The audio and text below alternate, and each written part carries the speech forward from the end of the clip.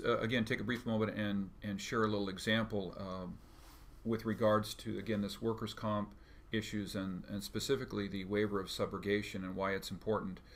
And first of all, I like take a moment. The Irvine Company is very, very smart in requiring this particular endorsement.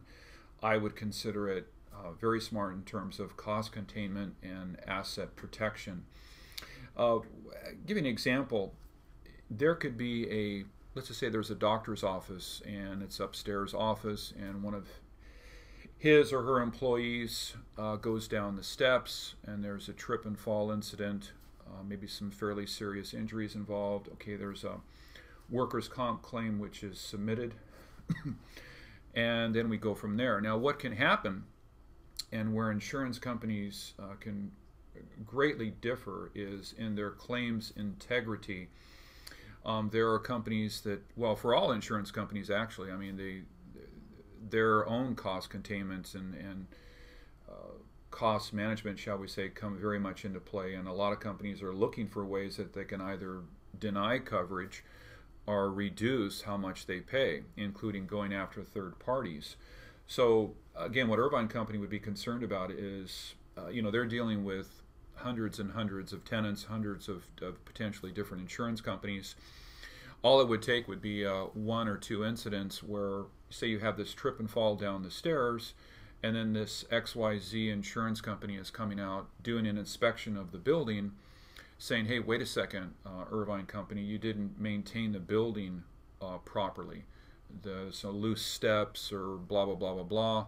You didn't have the proper lighting or something. So they're trying to put liability back, in this case, say, on the Irvine Company. So by having this endorsement, every insurance company then, by putting that on the policy, they are waiving, it's literally as the name describes, waiver of subrogation. They are legally waiving their right to, in this case, say, come after the Irvine Company, claiming that there was liability on their part. So again, it's very smart for them to make this particular requirement. And again, in my 28 years of business, Irvine Company is the only property management type of a company that I've ever dealt with that's made this requirement of their tenants. Frankly, everybody should be doing it, but they don't.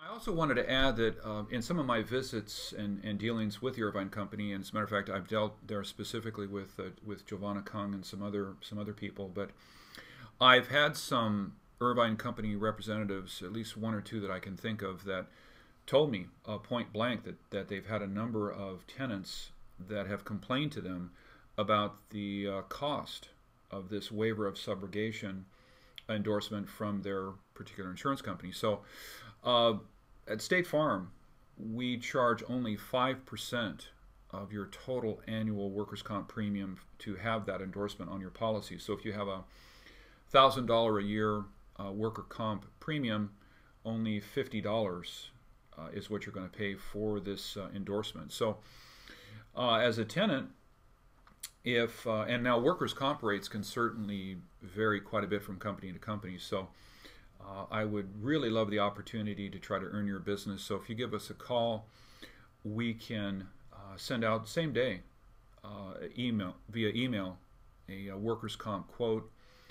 And again, we're very competitive on workers' comp rates. And again, this particular endorsement that the Irvine Company requires, we're extremely, extremely reasonable on that. So really hope that you contact us and give us an opportunity.